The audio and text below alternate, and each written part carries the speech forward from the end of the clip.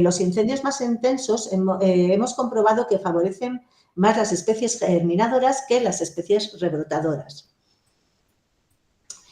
Por otro lado, también tenemos que tener en cuenta algunos atributos del incendio, como son la recurrencia y la severidad. Es decir, la recurrencia no hace relación a la frecuencia con que los incendios ocurren en un área determinada. Aquí tenemos la recurrencia de incendios para, en el caso del incendio que tuvimos este verano en Barniedo de la Reina, y vimos que en una media de 40 años la mayor parte del territorio solo se ha quemado una vez. Es verdad que está en un espacio protegido, pero hay partes del territorio que se han quemado hasta 2 y 3 veces en ese periodo. Entonces, es un aspecto que tenemos que tener en cuenta a la hora de conocer o predecir esa recuperación. Y por otro lado, también otro atributo del incendio que tiene gran importancia es la severidad. La severidad lo que nos informa es el impacto que un fuego produce en el ecosistema. ¿Qué daño ha producido en los ecosistemas? Y la severidad no es lo mismo que la intensidad, porque a veces son términos que se confunden, pero sin embargo la intensidad hace referencia a la cantidad de energía que se libera durante un incendio. Y puede ocurrir que, por ejemplo, tengamos un incendio, como hemos visto en nuestra provincia este año, un incendio de copas que ha sido muy rápido, muy intenso, pero la severidad ha sido baja. Baja porque, por ejemplo, en el suelo, alta la vegetación, pero baja en el suelo, porque al pasar muy rápido, el suelo prácticamente no se ha enterado y se regenera la vegetación muy bien. En otros casos, es verdad que un fuego lento, con una intensidad más baja, puede causar severidades muy altas, sobre todo en el suelo, y dificultar la regeneración de los ecosistemas afectados por el fuego. Bueno, nosotros, uno de los primeros trabajos que realizamos es determinar esta severidad, porque hemos visto que la severidad influye muchísimo, tanto la recurrencia como la severidad influyen muchísimo en la recuperación del suelo y en la recuperación de la vegetación. Entonces, lo primero que solemos hacer cuando se produce un incendio es determinar esa severidad mediante índices espectrales, hacemos una evaluación inicial y luego validamos estos mapas en el campo mediante indicadores visuales. Normalmente utilizamos un índice que se llama índice compuesto de quema, que fue utilizado por primera vez por los servicios americanos, donde medimos la severidad, el daño sobre la vegetación en una serie, en 4 estratos, a medio metro, a 1 metro, a 5 metros y más de 20 metros, de 5 a 20 y más de 20, perdón. Y el daño en el suelo. Dado el peso, este índice, el problema que tiene es que si tú quieres conocer la verdad, el daño que se ha producido en el suelo, hay que evaluar el suelo y la vegetación por separado. ¿Por qué? Porque no siempre coincide. La vegetación puede estar muy severamente afectada, quemada, muerta, pero el suelo puede estar perfectamente o lo contrario. Entonces, al no haber esa coincidencia, nosotros sí que evaluamos, tomamos datos por separado del suelo y vegetación, y cuando nos interesa lo trabajamos en conjunto. Toda esta validación se hace basándonos en la cantidad de combustible consumido o la cantidad de materia orgánica del suelo o la profundidad de la quema. Aunque no he hablado del suelo como un condicionante a la hora de la recuperación, sí que es verdad que juega un papel fundamental en la misma. Y después de un incendio, quizás uno de los aspectos más importantes que ocurren en el suelo, a pesar de que durante la quema se van a producir cambios físicos, químicos y biológicos, este suelo se van a ir recuperando a medida que se recupera la vegetación. Sin embargo, quizás uno de los problemas más importantes, nada más acabar el incendio, es la presencia de un suelo totalmente desnudo, descubierto de vegetación, a lo que se une, en muchos casos, un suelo desestructurado que se arrastra con gran facilidad, que es poco resistente al impacto de la lluvia y la aparición también de capas hidrofóbicas que lo que hacen es retrasar la infiltración del agua en el interior del suelo y favorecer los procesos de escorrentía, como se puede ver en esta imagen. Estos procesos de escorrentía lo que hacen es arrastrar gran cantidad de sedimentos, la primera capa del suelo más fértil, con lo cual empobrece el suelo, y además estos sedimentos pueden llegar a arroyos o a cauces superficiales, pues produciendo problemas de mortalidad en fauna y flora acuática, porque bueno, en muchos casos estas cenizas contienen pequeñas cantidades de metales pesados u otras sustancias orgánicas que se han producido durante el incendio y que en algunos casos son tóxicas. Entonces, bueno, nosotros evaluamos esa severidad. Quizás la peor situación que nos encontramos es la que señalo yo en la imagen, este suelo totalmente desestructurado, donde la profundidad de la quema ha llegado a unos 12-15 centímetros y que si en un momento dado está en una ladera va a ser fácilmente arrastrado por la lluvia. Entonces, para resumir, porque no me quiero pasar del tiempo, ¿qué tenemos que tener en cuenta? Que esto lo va a contar mucho mejor Ángel, por supuesto, que es técnico, trabaja en ello. Pues para recuperar un ecosistema quemado, lo primero que tenemos es que estudiar el daño que ha sufrido el incendio, es decir, el daño producido en el ecosistema, la severidad y proteger el suelo. Sobre todo, si el riesgo de erosión es alto, evitar esa pérdida de suelo, construyendo barreras, explicará Ángel, y evitar que esos sedimentos lleguen a los cauces de ríos y arroyos. Muchas veces, por ejemplo, en nuestro caso, antes de entrar a reforestar, es preferible que haya una regeneración de forma natural, si es posible, como en nuestra zona. Entonces, dejar que durante 1 o 3 años se recupere la vegetación y, si es necesario, pues añadir enmiendas orgánicas o sembrar centeno o avena para facilitar esa recuperación. Y ya, si la regeneración natural no es suficiente, pues reforestar con las especies de arbolado matorral que sean más adecuadas para la zona. Pero lo que sí, o por lo menos desde mi punto de vista no es recomendable, es entrar a actuar ya sobre un suelo que esté muy dañado. Sobre todo no entrar porque se están produciendo pues voluntariados en los que se empeñan en reforestar y pisar ese suelo, que al final el daño que van a hacer es mucho mayor que lo que pueden ayudar. Y bueno, pues para terminar, estas son algunas de las, lo va a contar él, algunas de las técnicas que se emplean hoy en día para sujetar el suelo, como son los mulching de paja, las vaginadas heladeras o las albarradas para retener sedimentos que provienen de estas escorrentías que se producen tras el fuego, y evitar estas situaciones como nos ha ocurrido este año en el río de Molina Seca, donde ha habido un arrastre terrible de sedimentos que han tenido que sacar, bueno, pues con maquinaria en el río. Y bueno, pues no quiero alargarme más. Muchas gracias por su atención y bueno, luego si hay un debate, pues va a estar mucho mejor. Gracias.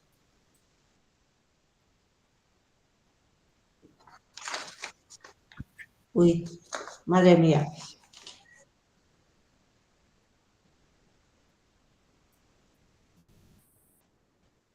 Ay, voy a dejar de presentar, perdón.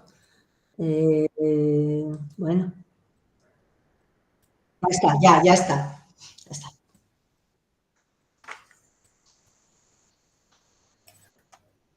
Bueno, no sé si estáis viendo mi presentación. Sí. ¿Sí? Vale. Sí. Pues voy a ver si puedo... Ahí. Ahora. ¿La veis, verdad? Vale, pues voy a ir muy deprisa, porque ya algunas de las cosas que quería contar las ha contado Elena, así que vamos a tratar de avanzar rápidamente. Yo me voy a centrar a las cuestiones técnicas, qué es lo que hacemos después de un incendio, en un caso concreto que es el Valle del Tietar, que es la cara sur de la Sierra de Gredos en la provincia de Ávila, con unas condiciones naturales muy concretas. O sea, esto entended que es un ejemplo de técnicas que se utilizan en particular en este territorio y que yo voy a dar una visión muy concreta de esto, pero hablando de generalidades. O sea que al final es tratar de reducir muchos trabajos y mucha técnica y mucha ciencia en escasos 16 minutos o 15 minutos o 12 minutos. Bueno, el Valle del Tietar tiene unas características geomorfológicas y vegetales muy particulares y también tiene una recurrencia de incendios muy notable. Desgraciadamente estamos en las noticias más veces de la cuenta. Habréis visto imágenes como estas este verano en el norte de León, también en Ávila y otros años anteriores, que nos llevan a situaciones como esta, lo que yo llamo el día después. Después de todos estos grandes incendios, que ya se han ido las cámaras de televisión, se han ido los periodistas, se han ido los políticos y ya nos quedamos solos. Y entonces tenemos que decidir qué es lo que hacemos. Como ha dicho Elena, la tendencia social es a pensar que lo primero que tenemos que hacer es plantar. Plantar. Hay que devolver el arbolado al monte de forma inmediata. Bueno, yo os voy a tratar de explicar aquí la secuencia de los trabajos que hacemos y cómo lo hacemos. Cómo lo hacemos después de ver estas imágenes tan tristes, de donde antes había tanta vida. Pues el día después lo recorres y bueno, no os voy a contar lo que se siente teniendo que trabajar en estas zonas cuando has trabajado en ellas en verde, pero seguro que os lo podéis imaginar. Existe un esquema general de trabajo que se basa en unas ideas fundamentales. Primero, conocer el territorio. Es imprescindible que las personas que trabajamos en temas de restauración conozcamos el territorio antes del incendio, conozcamos lo que ha ocurrido en el incendio, como muy bien ha explicado Elena, la severidad es un factor que es crítico para tomar decisiones posteriormente, y luego hay que recorrer el monte una y otra vez para ver las diferentes situaciones que hay, porque a la hora de planificar las actuaciones no se puede actuar de la misma manera en todo el territorio. Estos incendios grandes o muy grandes como los que tenemos, 15, 20.000, 30.000 hectáreas, no se pueden abordar con una visión general. Hay que compartimentar el territorio en función de variables naturales y hay que establecer unas prioridades de actuación. Entonces, con esas prioridades nosotros establecemos lo que constituyen los trabajos de emergencia y los que se pueden realizar a medio y largo plazo. Y, por supuesto, hay que contar siempre con la financiación suficiente para que nuestro plan de restauración se pueda llevar siempre a cabo hasta el final, que es algo que hay mucha gente que no acaba de entender, los que mandan a la hora de repartir el dinero. Entonces, ese esquema general de trabajo se concreta en estos 8 puntos, que es el desarrollo de nuestra actuación. Primero y fundamental, tratar de proteger el suelo. Después, la gestión de la madera quemada, la ayuda a los procesos de regeneración natural. Esto, como lo ha explicado Elena, no voy a incidir en ello, pero forma parte crucial de nuestro esquema de trabajo, el ayudar a los procesos de regeneración del monte. Monitorizar y tratar las plagas en caso de que haya indicios de que pueden ocurrir. Eliminación de la vegetación competidora cuando en la gestión del monte establecemos cuáles son las especies que queremos que formen parte del elenco de la vegetación futura, y después es cuando en aquellas zonas del territorio que ya no ha habido regeneración natural es cuando se pueden empezar a abordar trabajos de repoblación forestal. Hay un séptimo apartado y un octavo que son aprovechando que tenemos, digamos, el monte disponible para hacer trabajos, rediseñar la infraestructura de defensa contra incendios. Si se nos ha quemado una vez, vamos a ver cómo podemos evitar que se nos quemen esa misma superficie más veces. Y luego los tratamientos relacionados con el mantenimiento. Bueno, pues bien, los trabajos relacionados con la protección del suelo. Hacemos varias cosas. Hacemos varias cosas tratando de proporcionarle al suelo la máxima protección, porque los fenómenos de torrencialidad que vienen generalmente asociados en nuestro clima mediterráneo, en las lluvias de otoño, en aquellas zonas que han sufrido incendios, provocan pérdidas de decenas de toneladas de suelo por hectárea. Y como decía Elena, el suelo es algo que tarda cientos o miles de años en crearse y se pierde en un día. Decenas o cientos de toneladas, imaginaos lo que significa eso. Entonces lo que tratamos de hacer es proteger el suelo. ¿Cómo lo hacemos? Pues aquí tenéis unas imágenes de lanzamiento de paja que hacemos con helicóptero cuando tenemos disponibles. Os lo explicaría con detalle el proceso, pero en general de lo que se trata es de lanzar paja que sirva como una cubierta protectora del suelo, creando unas bandas, como veis ahí, en el territorio, fundamentalmente para aquellas zonas donde más posibilidad de erosión puede existir. Cuando no lo podemos hacer con helicóptero, lo hacemos a mano. Llevamos las pacas de paja al monte y se distribuyen manualmente, porque es prioritario para nosotros defender el suelo. Ya vendrán luego otro tipo de actuaciones, pero el suelo es la base de la vida en el monte. Entonces tenemos que conservarlo. Tenemos que tratar de imitar a la naturaleza. Fijaos esta foto en donde la severidad del incendio en los árboles no ha sido muy fuerte y las acículas de los árboles, de los pinos, recubren por completo el suelo, otorgándoles la máxima protección que se puede hacer. También construimos fajinas, que son unas estructuras lineales con el objetivo de tratar de evitar arrastres y, sobre todo, de disminuir la velocidad del agua por las laderas, para que ese agua, los torrentes que se forman, no sean capaces de transportar las partículas finas que se sueltan en el monte. Fijaos en estas estructuras que colocamos en las vaguadas, que son las albarradas, fijaos la cantidad de material que han recogido. Esto se coloca en las vaguadas para tratar de evitar que todas las cenizas y todo este material fino del monte se incorpore al ciclo del agua, con todos los problemas que eso puede conllevar para la fauna y para el abastecimiento de las poblaciones también. Bueno, esto tiene una técnica muy concreta, hay que calcular cuántas albarradas hay que hacer según la pendiente, según el tipo de suelo, etc. Segundo aspecto, la gestión de la madera quemada. ¿Qué hacemos con la madera quemada? Bueno, hay factores que condicionan a que la madera tenga que salir, fundamentalmente los que están relacionados con la propia regeneración del monte. El monte no se regenera bien si se abandona toda la madera quemada porque esta madera acaba cayéndose. Es una afección muy grande si luego vamos a querer realizar algún tipo de trabajo futuro.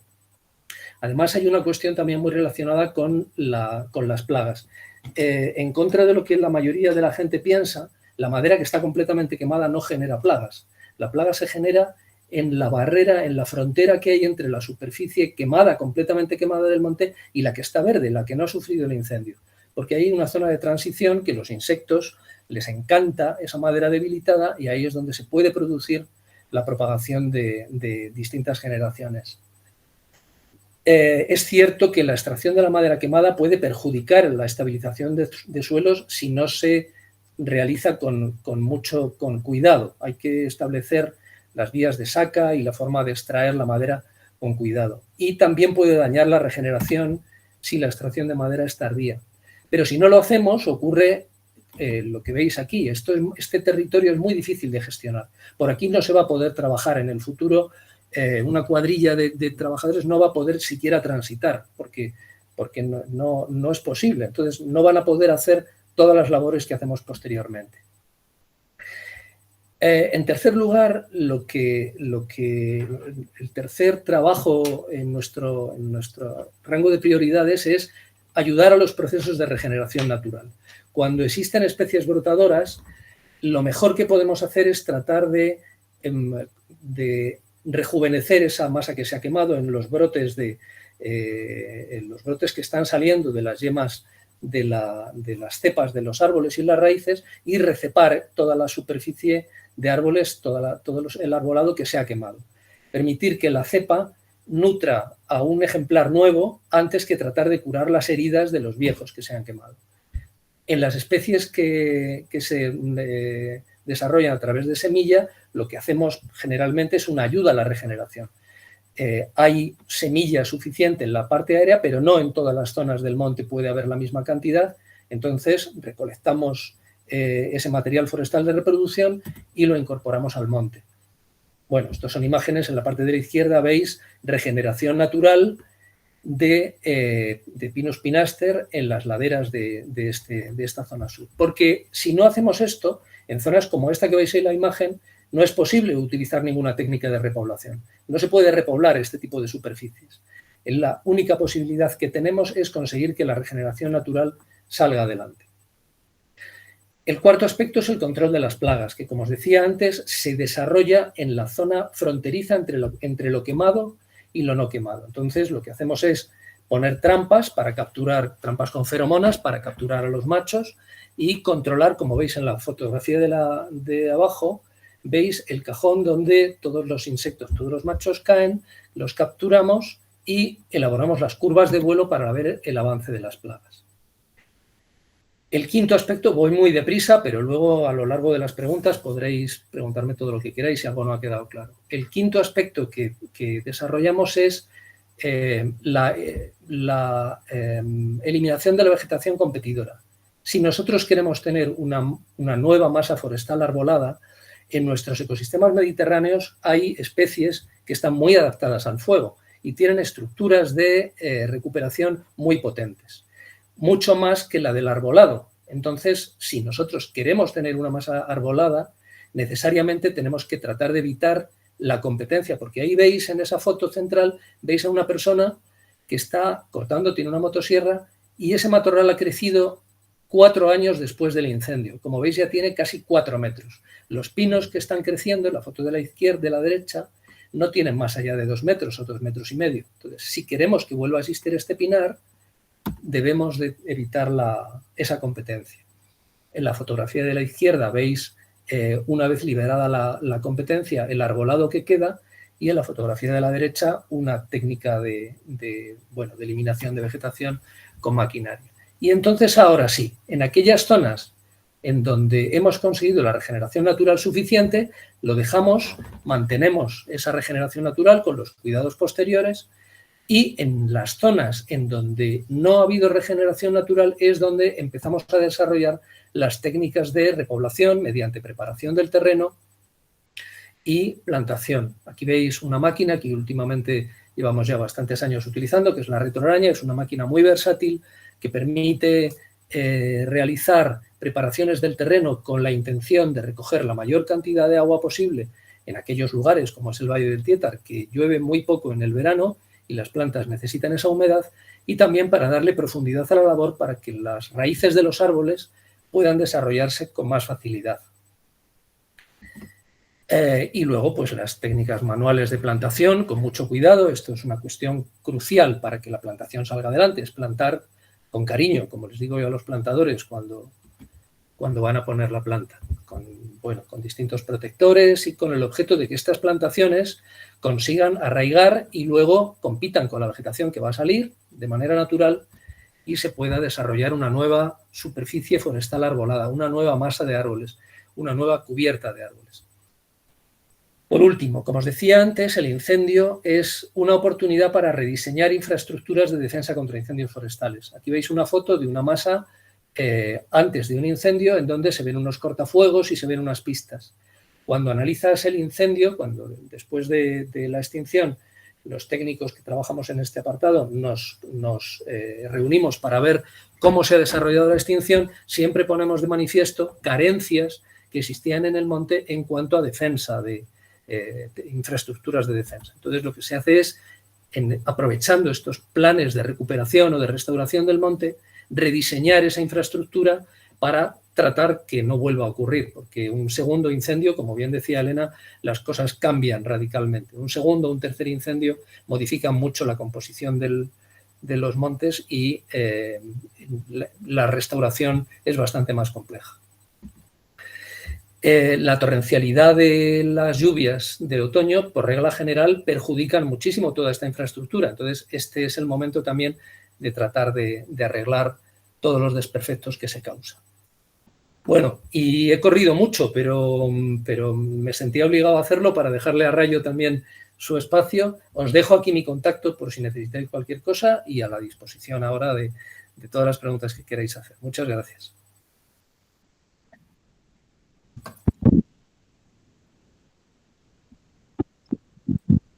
Voy a compartir, a ver qué es que vea. Vamos a ver, ¿la veis? ¿Sí? Sí, se ve.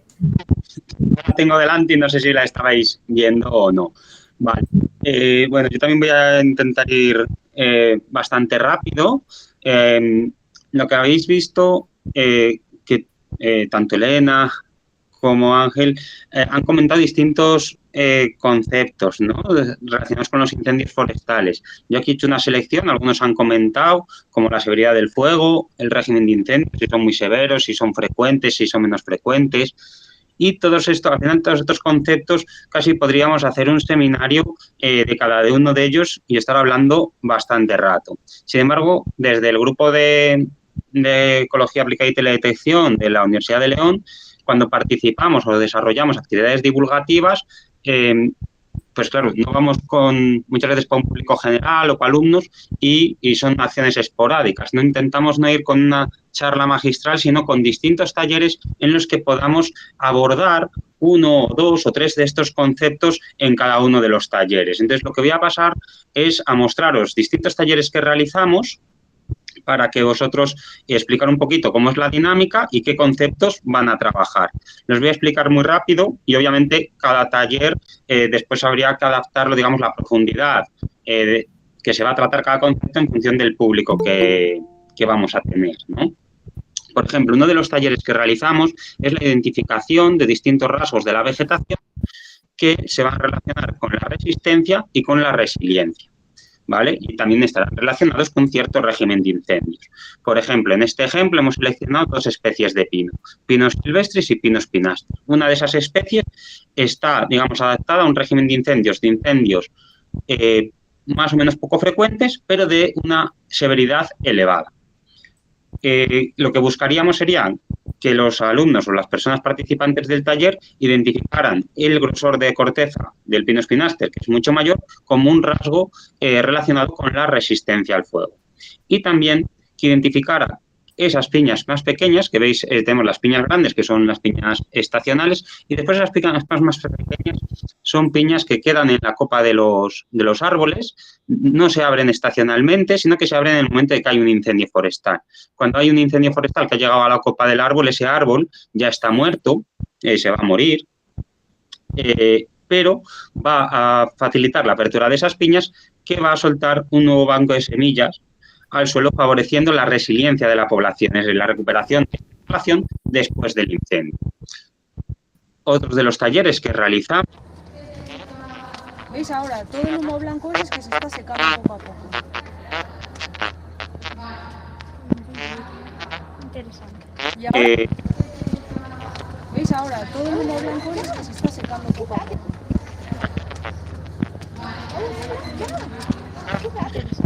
Y ahora mirad.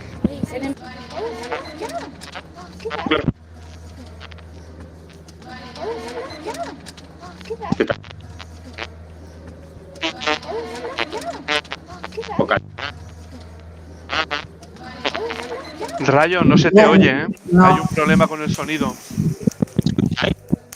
Fijaros hasta dónde llegan las llamas, de altura.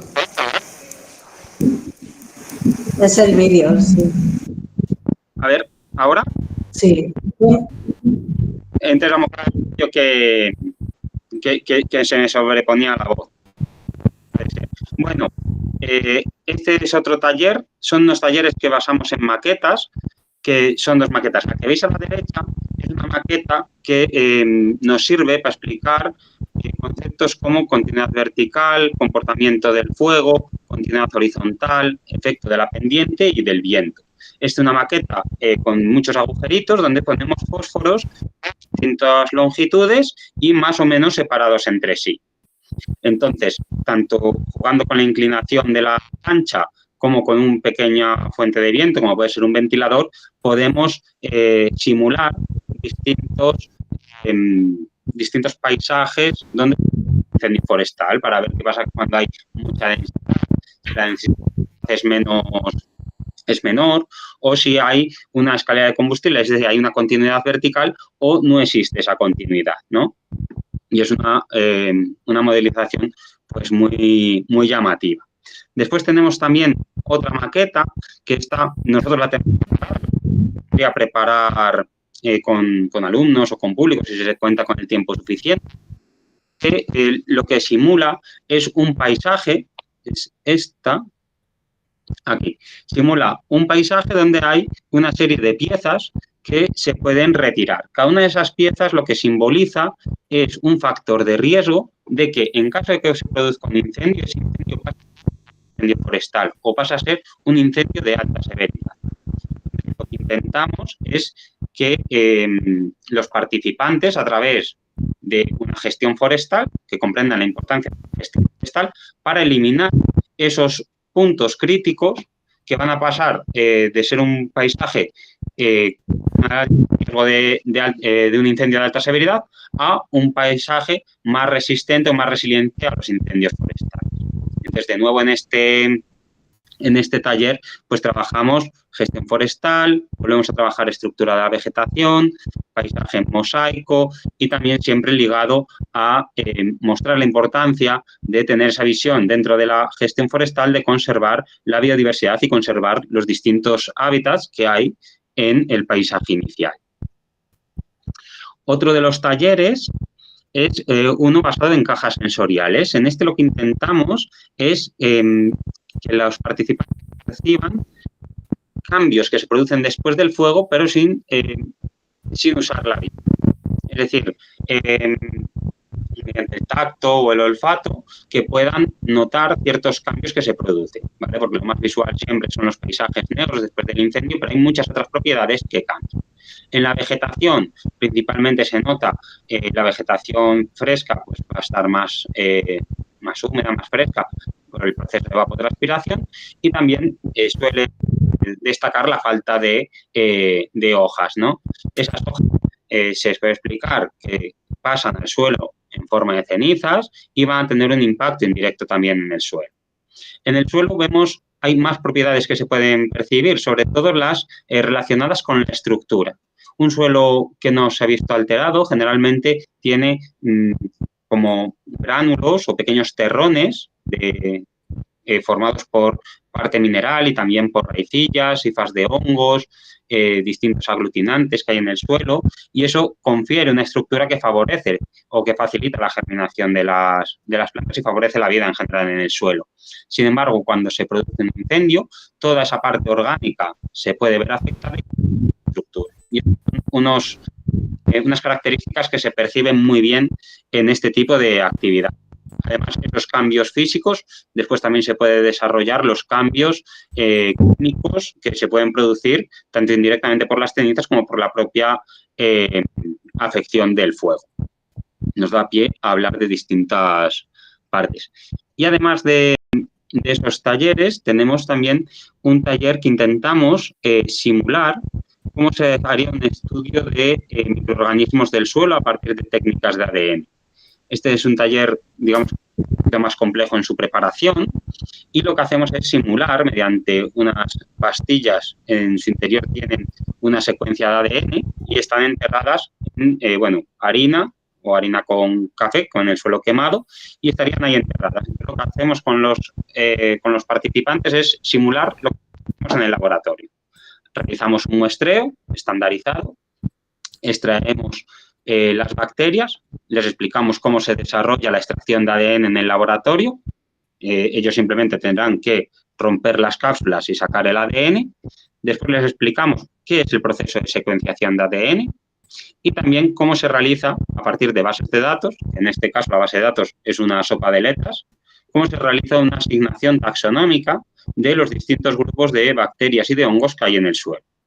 De esta manera, una vez se recopilan todos los resultados, obviamente las proporciones de distintos tipos de bacterias están de acuerdo a la muestra que corresponde, vemos cómo las comunidades, tanto de bacterias como de hongos, cambian después de un incendio y se relacionan con los efectos del fuego. Y también podemos relacionar, en función de qué bacterias o hongos quedan en la comunidad, relacionarlo con distintas funciones o características de esas bacterias. Por ejemplo, pues quemaban bacterias que colonizan rápidamente o que son capaces de resistir al fuego porque presentan estructuras como endosporas, o hemos perdido bacterias a lo mejor ligadas con la fijación del nitrógeno.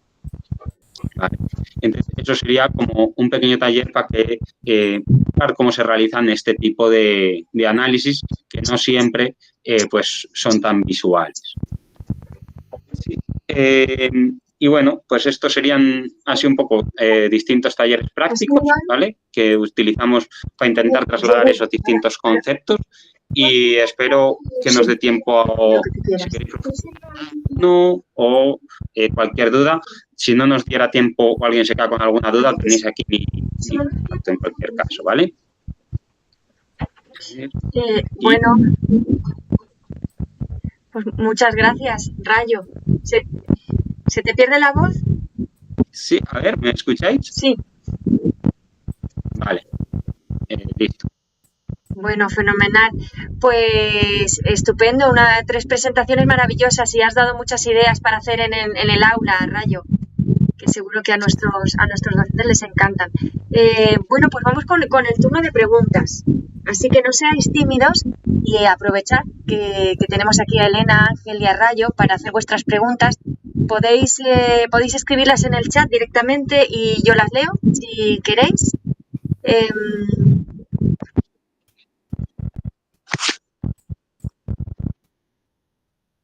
¿Cuáles son las actividades, o sea, cuáles son el enfoque que vosotros veis que se puede dar en primaria con estos conocimientos que vosotros habéis dado? ¿Creéis que se puede adaptar algo para primaria? Dejo ahí la pregunta para los 3.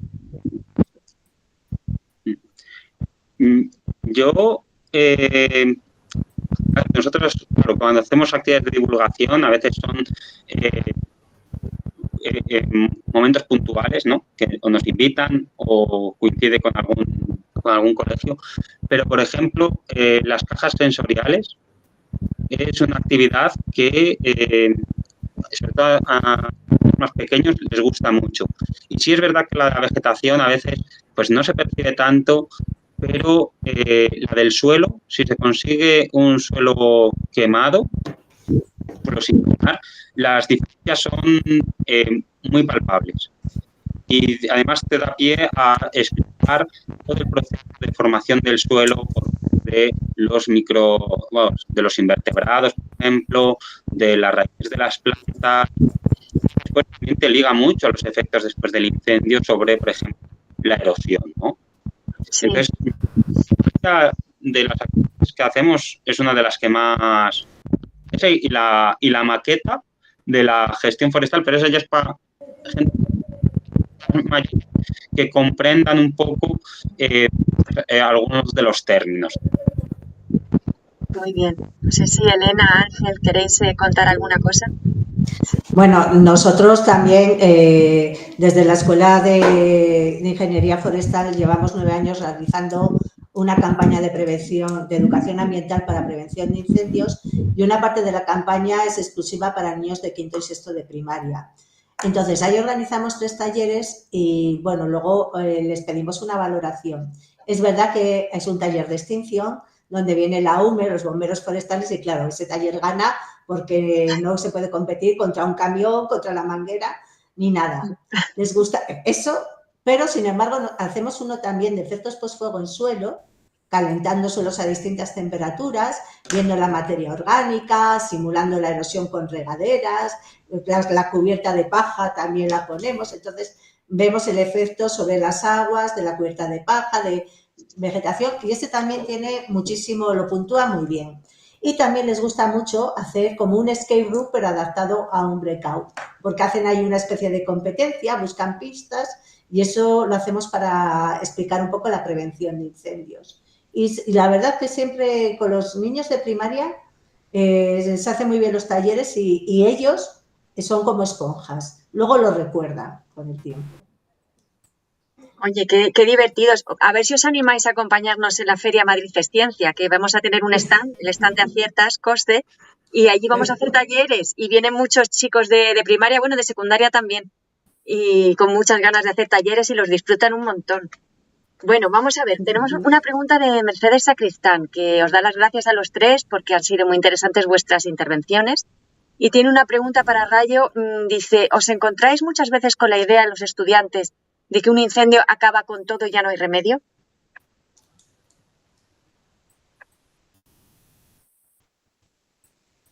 No se te oye, no sé, Rayo, el micrófono. Depende mucho de dónde vengan los estudiantes.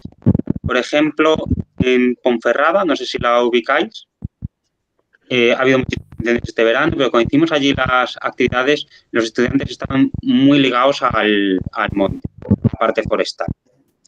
Ellos sabían perfectamente cuando les hablabas de cualquier especie a qué te estás viendo, muchas de las cosas que les comentabas. Entonces, en ese tipo de estudiantes no creo que tengan esa visión. Sin embargo, a lo mejor estudiantes de ciudad puede que sí.